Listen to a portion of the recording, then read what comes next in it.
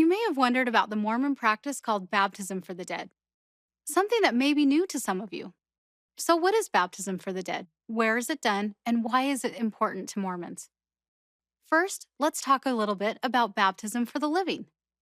2,000 years ago, Jesus went to the Jordan River where he was baptized by immersion, lowered fully under the water by John the Baptist. By doing this, Jesus showed us two things. One, that everyone needs to be baptized, even he, being perfect. And two, a baptism must be performed by someone with authority from God. The Bible refers to this as priesthood. Why did Jesus go to John to be baptized? Because John had this priesthood. Jesus set the example for all of us. But here's the problem. What about those millions of people who died without baptism? Or were baptized, but without proper authority? How is that problem solved? God has a way to provide an opportunity for all his children to accept the gospel.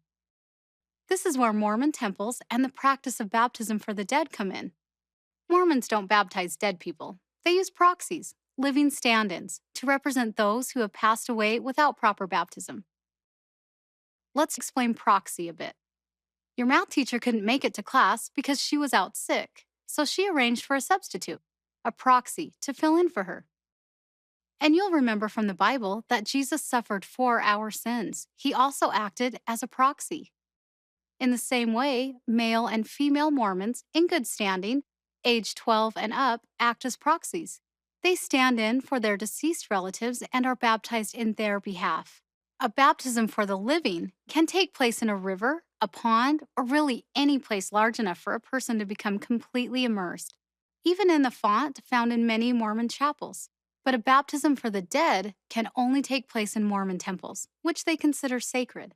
Like baptisms for the living, these proxy baptisms are also by immersion and with priesthood authority, and each one is witnessed and recorded. And that's why Mormons are so interested in finding their ancestors, so they can do a proxy baptism for them.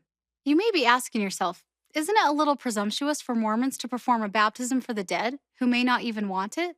Well, the Bible teaches us that individuals have the right to choose.